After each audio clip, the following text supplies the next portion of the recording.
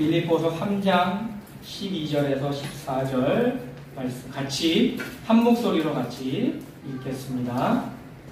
찾으신 줄 알고 읽겠습니다. 내가 이미 얻었다 함도 아니요 온전히 이루었다 함도 아니라 오직 내가 그리스도 예수께 잡힌 바 된 것을 잡으려고 달려가노라. 형제들아, 나는 아직 내가 잡은 줄로 여기지 아니하고 오직 한 일, 즉 뒤에 있는 것을 잊어버리고 앞에 있는 것을 잡으려고 표대를 향하여 그리스도 예수 안에서 하나님이 우리에게 위에서 부르신 부름의 상을 위하여 달려가노라. 아멘. 우리가 이 성경을 보면 조금 더 쉬운 성경을 한번 제가 한번 읽어볼게요. 빌립보서 3장 12절 내가 이미 획득하였다는 것도 아니고 이미 온전하게 되었다는 것도 아닙니다. 다만 그리스도 예수께서 나를 붙잡으셨기 때문에 나 또한 그리스도를 붙잡으려고 힘을 다하여 추구할 뿐입니다. 13절은 형제님들, 나는 아직 내가 붙잡았다고 여기지 않습니다. 나는 오직 한 가지 일만을 합니다. 즉 뒤에 있는 것들은 잊어버리고 앞에 있는 것들을 향하여 힘을 다해 수고함으로써 14절 나에게 주실 상을 위하여 표대를 향해 달려가고 있습니다. 하나님은 상을 위하여 그리스도 예수 안에서 나를 위로 부르셨습니다. 우리가 예수님을 인격적으로 만난 모든 성도에게 분명한 것은 소망이 생겨난다는 겁니다. 왜냐하면 예수님을 인격적으로 만난 사람들은 예수님의 가치를 경험하기 때문입니다. 예수님이 얼마나 귀한 분인지 또 예수님의 그 가치를 알게 된다는 것입니다. 그리고 내가 경험한 예수님의 그 귀한 가치가 소망을 불러일으키는 것이죠. 예수님은 여러분들 예수님의 이런 가치를 경험했기 때문에 아마 여러분들이 이런 얘기를 할 겁니다. 나는 앞으로 예수님을 따라가는 삶을 살아갈 겁니다. 라고 다짐한 적들이 여러분 있을 거예요. 경험들이. 그렇게 예수님의 가치를 경험한 사람들의 소망이 이끄는 길을 추구하게 됩니다. 그리고 그 길은 실상 예수님께서 우리 성도들을 부르신 가장 고귀한 소망의 길이라고 할 수가 있습니다. 그런데 실제로 우리가 삶을 살아가다 보면 우리 삶에서 자꾸만 놓치고 또한 흐려지고 하는 그러한 것들이 우리에게 보여집니다. 그렇지 않습니까? 우리가 하나님 앞에서 굳게 다짐했던 소망의 길은 바쁘게 살다 보면 내가 언제 그래 다짐을 했는지 까맣게 잊어버리기도 하고 또 뭐 이 정도면 내가 더 잘할 필요가 있겠어? 라고 자만을 하든지 아니면 다 포기하고 싶다고 하는 그런 마음으로 지쳐있기도 하고 지금 말고 나중에 그렇게 살 거라는 또 내 생각보다 훨씬 느리거나 제자리에 멈춰있기도 하고 여러 가지의 모습으로 하나님 앞에서 내가 다짐했던 나의 소망의 길이 자꾸만 흐릿하게 되는 것들을 우리가 보게 됩니다. 오늘 사도 바울이 이러한 흐릿해짐을 이겨내고 소망의 길을 계속 나아갈 수 있도록 하는 두 가지의 답을 우리한테 제시를 해주고 있습니다. 그 두 가지의 답을 한번 우리가 살펴보기를 원합니다. 첫 번째로는 우리가 제목으로 삼았던 표대를 향하여라고 하는 것입니다. 다른 성경에서는 표대를 향하여가 아니라 표대를 주목하라라고 얘기를 합니다. 표대를 향하여 우리가 달려가노라. 표대를 향한다. 표대는 무엇이냐?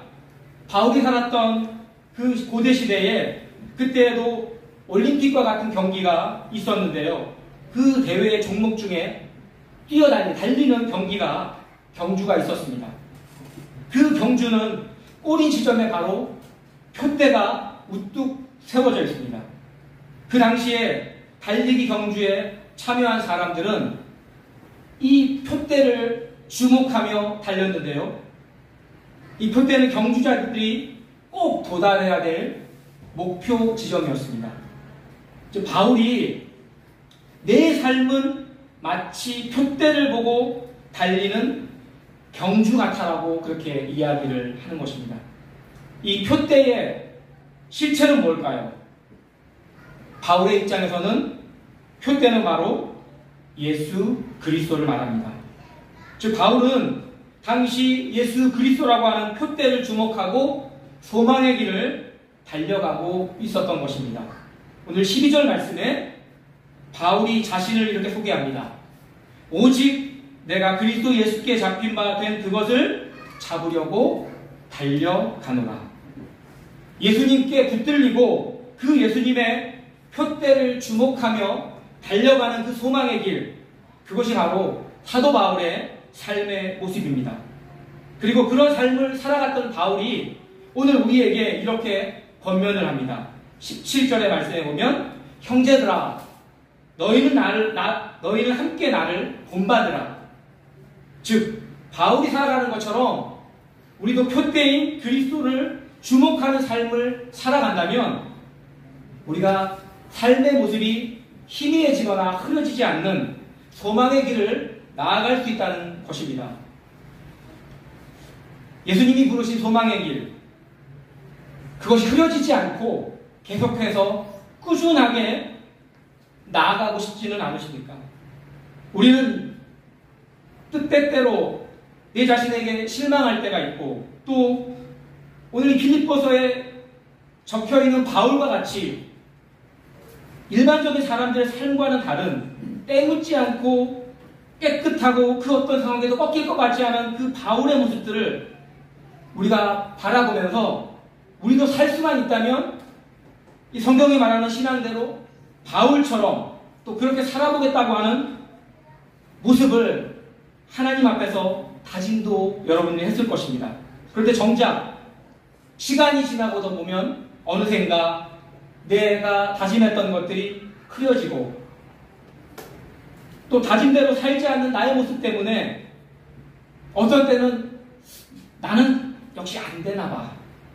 아니 그렇게 실망을 할 때도 있고 또 그런 모습 속에서 오늘 바울이 우리에게 표대이신 예수 그리스도를 주목하는 삶을 살면 우리도 소망의 길이 흐트러지지 않고 계속해서 나아갈 수 있다고 말을 합니다.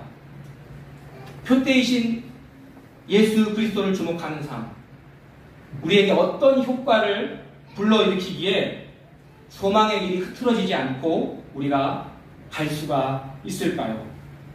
바울의 삶의 태도를 한번 보겠습니다. 12절과 13절의 말씀에 보면 이런 말씀이 있습니다. 내가 이미 얻었다 함도 아니요 온전히 이루었다 함도 아니라. 13절 말씀, 나는 아직 내가 작은 줄로 여기지 아니하고 라고 하는 말을 하고 있습니다. 바울은 말합니다. 자신이 아직 얻었다고 여기지도 않고 또 온전히 이루었다고 여기지도 않고 작은 줄로 여기지도 않는다는 말입니다. 바울의 표대, 즉 그리스도 예수를 주목을 하면 자신이 지금까지 이루어 놓은 것들이 여전히 또 너무나 부족하고 너무나 갈 길이 많다라고 느껴진다는 것입니다. 내가 예수님을 바라보니 내가 이루어 놓은 것들이 한없이 부족하고 또 앞으로 나아갈 것들이 아직 많이 남아있다라고 그렇게 실감하게 된다는 것입니다. 예수 그리스도를 표대처럼 주목하니 길이 흐려지지 않게 되는 것입니다. 그래서 바울이 우리에게 권합니다. 그리스도의 표대를 향하라고요. 그리스도의 표대를 주목하라고 이야기하는 것입니다. 그러면 우리가 어떻게 표대를 향할 것인가? 어떻게 그리스도의 표대를 주목할 것인가?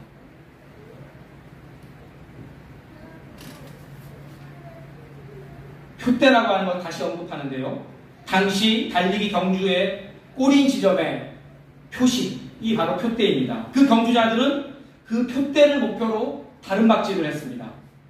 여러분, 오늘 말씀의 사도 바울이 표대를 주목했다는 것은 바로 내 최고의 목표의 자리에 예수 그리스도를 두었다는 것입니다. 나의 최고의 목표 자리에 예수 그리스도를 두는 것. 자, 그럼 한번 살펴보시기 바랍니다. 나를 한번 돌아보시기 바랍니다. 내가 가진 최고의 목표, 또 그 자리에 과연 무엇이 자리를 잡고 있는지요? 아니면 그 자리에 예수 그리스도가 자리 잡고 있는지요? 그 자리에 예수 그리스도가 없다면 우리의 소망의 길은 계속해서 흐려질 수밖에 없습니다. 표대의 자리에 예수 그리스도가 있어야 내가 지금까지 나아온 길이 아직도 부족하고 앞으로도 이루어 갈 것이 무한히 남았다고 하는 것을 발견할 수가 있습니다. 그래야만 소망의 길이 흐려질래야 흐려질 수가 없죠. 그래서 권합니다. 소망의 길을 흐리지 않고 계속해서 나아가고 싶다면, 예수님이 주신 그 마음의 소원이 있다면 여러분의 최고의 목표의 자리에 예수 그리스도를 두시라는 사실입니다. 우리가 최고의 자리에 예수 그리스도를 모시면 내가 예수님보다 아래로 낮춘 다른 꿈들과 소망들을 예수님께서 다 맡아주십니다. 그 꿈과 소망을 가장 선한 길로, 아니면 더 좋은 꿈과 소망을 가지는 길로 인도해 나가십니다. 그래서 시편 37편 5절에 이렇게 말합니다. 내 길을 여호와께 맡기라. 그를 의지하면 그가 이루시고라고 이야기를 합니다. 여러분들이 예수님을 최고로 목표로 두라는 것이 여러분들이 다른 꿈과 소망들을 포기하라는 것은 아닙니다. 그것들보다 더 예수님을 더욱 높은 목표로 두라는 것이죠. 그러면 다른 나머지의 모든 것들도, 소망들도 주님께서 맡아주신다는 사실입니다. 자, 그리고 바울이 권하는 첫 번째 해답이 이야기했다면 두 번째의 답은 오늘 부름의 상을 주목하라는 것입니다. 14절 말씀 제가 한번 읽어보겠습니다. 표대를 향하여 그리스도 예수 안에서 하나님이 위에서 부르신 부름의 상을 위하여 달려가노라 라고 말씀을 합니다. 바울은 앞서 말했듯이 표대를 향하여 달리는 자신의 그 삶이 또한 부름의 상을 위한 것이라고 말을 합니다. 바울 자신이 달려가는 그 소망의 길이, 그 끝에는 달리기 경주의 승리자가 상을 받듯이 부름의 상이 주어진다는 것입니다. 자, 그렇다면 그 부름의 상이란 대체 어떠한 것을 말할까요? 20절과 21절 아랫절에 있는데 우리 같이 한번 읽어볼까요? 20절과 21절 저와 같이 한번 읽어보겠습니다. 시작. 그러나 우리의 시민권은 하늘에 있는지라 거기로부터 구원하는 자 곧 주 예수 그리스도를 기다리노니 그는 만물을 자기에게 복종하게 하실 수 있는 자의 역사로 우리의 낮은 몸을 자기 영광의 몸의 형체와 같이 변하게 하시리라. 아멘. 요약을 하면 우리 시민권은 하늘에 있다는 것입니다. 거기로부터 주 예수 그리스도를 기다리노니 그는 우리의 낮은 몸을 자기의 영광의 몸의 형체와 같이 변하게 하시리라고 하는 말씀입니다.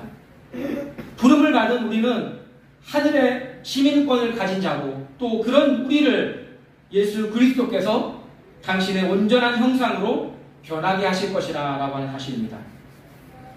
바로 소망의 길을 가는 자들이 그 길의 끝에 받게 될 상입니다.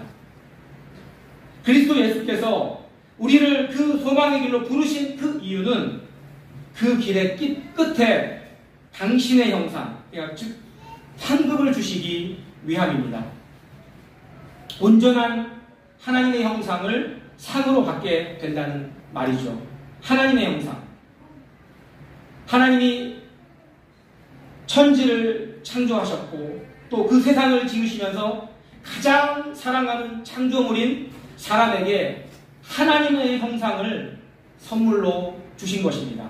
하나님이 줄 수 있는 최고의 선물을 우리 가운데 주신 것입니다. 아마 이렇게 얘기하실 거예요. 아마 이것이 내 형상인데 내가 가장 좋아하는 건데 너한테만 줄게.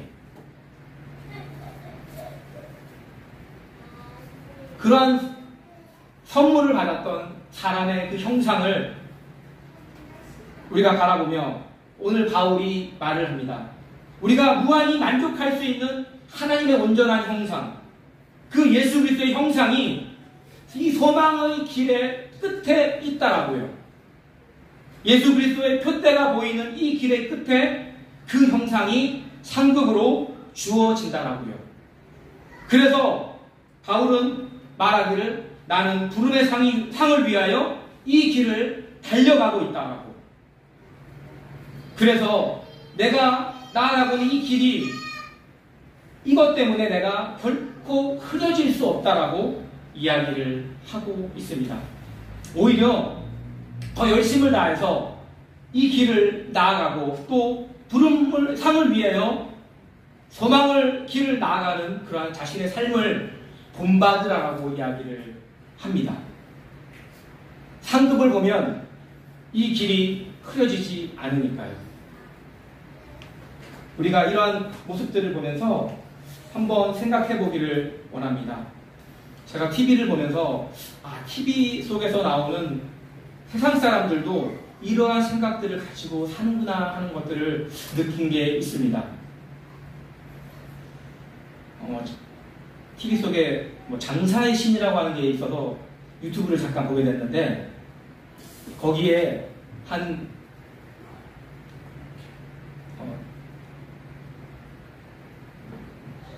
처음부터 이 사람이 장사를 하려고 했던 것은 아니고요. 증권회사에서 정리해고를 당해서 그 사람이 장사를 시작을 합니다. 무엇을 했냐면 신문 프랜차이즈 업종을 보고 누구나 할 수 있는 시스템이다 하는 것을 광고를 보고 이걸 해야겠구나. 그래서 가맹점을 시작합니다. 뭘 했냐면 갈매기살하고 삼겹살을 팔기 시작합니다. 그런데 한 달 지났어요. 근데 한 달 매출이 1억이 넘어가는 거예요. 그래서 이 사람이 생각합니다. 너무 쉽구나. 이렇게 왜 이렇게 잘 되지? 그럼 내가 하나를 하니까 잘 되니까 또 2개, 3개 하면 더 잘 될 거야. 다른 것도 한번 해보자. 문어발식으로 10개, 10몇 개를 법인을 세우며 하게 됩니다. 잘 되는 걸 보고 또 잘 되는 것을 하나를 가지고 담보를 잡고 대출을 받고 2개가 잘 되니까 또 대출을 받고 하는데 누가 옆에서 충고를 하는 것 귀에 들어오지가 않습니다. 왜냐? 내가 손대면 너무나 잘 되니까. 승승장구할 거라고 하는 그러한 믿음을 가지고 투자를 합니다. 그런데 승승장구할 것과 같은 그 모습이 점점 빛이 늘고 손님이 떨어지고 하는 것들이 보이면서 그 사람이 고백하기를 나의 욕심 그리고 관리 소홀로 인해서 자기가 했던 모든 것들이 다 무너지고 생활고를 겪을 정도로 삶을 살게 되었다고 합니다. 그리고 법인을 청산합니다. 그리고 사업과 그 모든 걸 다 폐업하고 정말 앞이 안 보일 것 같은 그러한 삶을 살아가면서 그가 고백하기를 내가 다시 이걸로 일어날 수 있을까? 실패 후에 그가 정말로 깨닫는 것은 세상에는 쉽게 가는 지름길이 없다는 것입니다. 짧은 길을 가도 그 짧은 길은 끝은 가깝지만 멀리 갈 수가 없다고 하는 것입니다. 그래서 그가 다시 한번 시작한 것이 욕심을 내려놓고 한 가지에 집중을 합니다. 어머니가 자신에게 만들어줬던 그 추억의 레시피를 어머님에게 배우면서 나만의 음식, 그래서 야, 이게 추어 매운탕이라고, 이제 광고하는 거 아닙니다. 추어 매운탕이라고 하는 것을 완성을 합니다. 그래서 그가 지난날의 실수를 하지 않기 위해서 그가 가지는 세 가지가 있었습니다. 뭐냐면 첫 번째는 욕심을 버리기, 그리고 충고를 많이 받아들이라, 그리고 세 번째로는 성실과 근면하라. 그리고 갈 때 똑같은 걸음으로 가도 천천히 멀리 가고 싶다라고 그가 얘기를 합니다.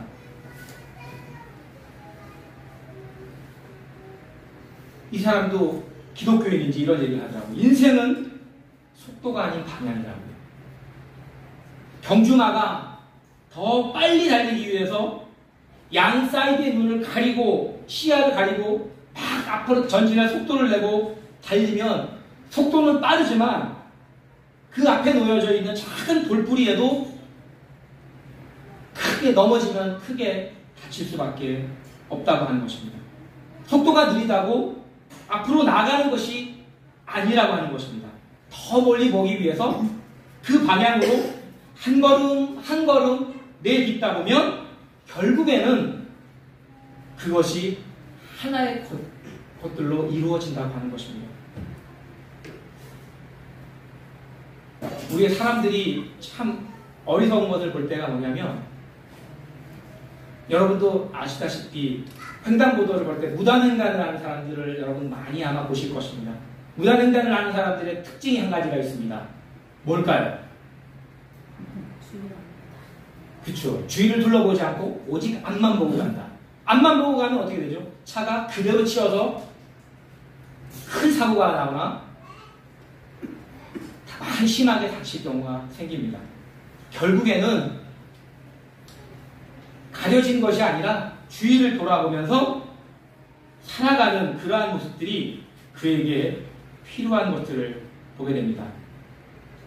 오늘 우리가 열심을 살아갈 때, 오늘 우리가 말한 것처럼 소망을 바라볼 때 우리에게 주어진 표대를 향해서, 그리고 부르신 그리스도 예수의 부르신 상을 위해서 우리가 하나님 앞에 달려가는데요. 특별히 우리의 삶의 모습을 좀 더 하나님의 표대를 향해서, 그리고 그 방향으로 나아가는 저와 여러분 되어지기를 원합니다. 그러할 때 부르심의 상인 예수 그리스도의 온전한 형상을, 또 그것을 통해서 우리의 소망을 이루어 나가는 저와 여러분 되어질 것입니다. 우리 같이 기도하겠습니다.